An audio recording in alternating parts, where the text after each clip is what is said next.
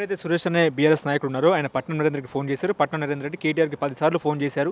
కేటీఆర్ హస్తం ఉంది కాబట్టి ఆయన రిపోర్ట్లో కూడా ఆయన పేరు వచ్చిందని చెప్పి ఒక చర్చ నిజమేనా సార్? ఇప్పుడు సురేష్ ఒక్కడే నరేంద్ర రెడ్డి గారికి ఫోన్ చేయడం కాదు, కాంగ్రెస్ పార్టీ నాయకులు కూడా ఆ ఘటనలో ఉన్నారు. అసలు కలెక్టర్ మీద దాడి చేసింది, అక్కడ అద్దాల పగలు దాడి చేసింది, అక్కడ అధికారుల మీద దాడి చేసింది కాంగ్రెస్ పార్టీ నాయకులు. నిరంతరం ముఖ్యమంత్రి గారి సోదరుడు తిరుపతి రెడ్డి గారు వెంట ఉండేవాళ్ళే, కొండలరెడ్డి గారు వెంట ఉండేవాళ్ళే. ఇవాళ ఓన్లీ బీఆర్ఎస్ పార్టీకి సంబంధించిన సింపథైజర్లను ఇవాళ అరెస్ట్ చేసి ఇవాళ జైలు వేసారు. ఇంకా మిగతా వాళ్ళ కోసం తిరుగుతూ ఉన్నారు.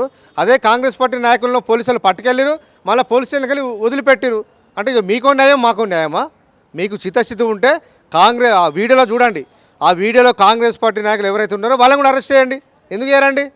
వాళ్ళు కూడా కలెక్టర్ వాళ్ళు దాడి చేస్తారు కదా. మా పార్టీ సంబంధించిన ఏ ఒక్క నాయకుడు కూడా దాడి చేయలేదు. ఇవాళ దాడి చేసిన వాళ్ళని వదిలిపెట్టిరు, దాడి అయిన వాళ్ళ మీద ఇవాళ కేసులు పెట్టారు. ఇదేనా కాంగ్రెస్ కల్చర్? ఇదేనా ప్రజాపాలన? ఓకే, ఇప్పుడు మీరేమో లగచర్ల గురించి మాట్లాడుతుంటే మేము కూడా మాట్లాడతామని చెప్పేసి వాళ్ళు బీజేపీ వాళ్ళు ఏమో మూసి దగ్గర పడుకున్న పరిస్థితి, కిషన్ రెడ్డి పడుకున్నారు. ఇప్పుడు ఇది అయిపోయాక 6 నెలలకు కిషన్ రెడ్డి గారు లేచిండు. కుంభకర్ణం నిద్ర కిషన్ రెడ్డి గారిది. మూసి సంఘటన జరిగినప్పుడు మూసి దాని మీద ఇండ్లు పోతుందని చెప్పి భయపడుకుని కొంతమంది చనిపోయినప్పుడు ఎక్కడ పోయింది కిషన్ రెడ్డి?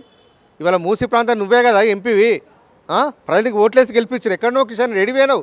ఇవాళ వచ్చి ఇష్యూ అంతా అయిపోయిన తర్వాత లగిచర్ల ఇష్యూను సైడ్ ట్రాక్ చేయడానికి ఇవాళ కిషన్ రెడ్డి ఇవాళ మూసి వెంట పడుకుంటుండు. ఇవాళ ఆల్రెడీ ప్రభుత్వం ఒక రకంగా భయపడుతుంది మూసిల ముందుకు పోవాలంటే. ఎందుకంటే పేదవాళ్ళు ఇల్లు కూల్చొద్దని చెప్పి బీఆర్ఎస్ పంట అంటుంది, కూల్చామని వాళ్ళు అంటున్నారు. ఇలా మా పోరాటం వల్ల ఇవాళ ప్రభుత్వం కొంచెం వెనుకడుగు వేసినట్టు కనిపిస్తుంది. ఓకే, కేసీఆర్ ఎప్పుడు వస్తారండి బయటికి? ఆల్రెడీ కేసీఆర్ గారు బయటనే ఉన్నారండి. కేసీఆర్ గారు బయటనే ఉన్నారు. ప్రజల సమస్యల గురించి నిరంతరం ఆలోచన ఇస్తూ ఉన్నారు. పార్టీ కార్యకర్తల నుంచి నాయకుల వరకు కూడా అందరికీ డైరెక్షన్ ఇస్తూ ఉన్నారు. ప్రజాక్షేత్రంలో ఉండండి, ప్రజలకు సేవ చేయండి, ప్రజా సమస్యలు తెలుసుకోండి అని చెప్పి నిరంతరం మా నాయకులను మా కార్యకర్తలందరినీ నిరంతరం వాళ్ళు ఎడ్యుకేట్ ఇస్తూ ఉన్నారు. లగచర్ల విషయంలో ఈటెల రాజేందర్ కేటీఆర్కి సపోర్టివ్గా మాట్లాడారని చెప్పేసి సోషల్ మీడియాలో వైరల్ అవుతున్న పరిస్థితి. ఇంకో మీడియా ఏంటంటే బీఆర్ఎస్లోకి వస్తారండి ఒక వార్తలు.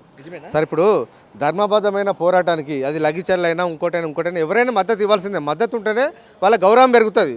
ఇవాళ ఈటెల రాజేందర్ గారు బీఆర్ఎస్ పార్టీ చేపడుతున్న లగిచర్లలో గిరిజన ప్రజల కోసం ఫార్మసిటీ భూములు గుంజుకోదని చెప్పి బీఆర్ఎస్ పార్టీ పోరాటం చేస్తుంది. కాబట్టి ఈ మంచి పోరాటానికి ఈటెల రాజేందర్ గారు మద్దతు ఇచ్చారు. ఎవరు మద్దతు ఇచ్చినా వాళ్ళ స్థాయి పెరుగుతుంది. ఎవరైనా లఘుచాలకు వ్యతిరేకంగా మాట్లాడారనుకో, ఫార్మసిటీ రైతులకు వ్యతిరేకంగా మాట్లాడితే రాజకీయంగా వాళ్ళకు ఉనికుంటుందా? ఇప్పుడు మీరు ఫార్మసిటీని అడ్డుకోవడం లేదంటారా? ఉద్యోగాలు రాదా? Real estate బాగుపడదా? సార్, ఇప్పుడు ఫార్మసిటీ డెవలప్మెంట్ కోసం అంతర్జాతీయ ప్రమాణాలతో ఇక్కడ ఒక ఫార్మసిటీ ముచ్చర్లో ఏర్పాటు చేసి 15,000 ఎకరాలను ల్యాండ్ అక్విజిషన్ చేసి ఇవాళ ఈ అంతర్జాతీయ స్థాయిలో ఉన్న ఎవరైతే ఫార్మా కంపెనీలు పెట్టాలనుకున్నారో వాళ్ళందరి కోసం ఇక్కడ అన్ని అంగులతోని ఇక్కడ ఏర్పాటు చేయడం జరిగింది. దానికి కేంద్ర ప్రభుత్వం దానికి నిమ్జ హోదా ఇచ్చింది. ఇంకేం కావాలండి? అసలు అక్కడనే చాలా వేల ఎకరాల భూములు ఇక్కడ ఖాళీలు ఉన్నాయి. నిజంగా పరిశ్రమలు పెట్టి తెలంగాణ యువతకు ఉద్యోగాలు ఇవ్వదలుచుకుంటే అది ముచ్చాల ఫార్మసీలో పెట్టుకోవచ్చు కదా.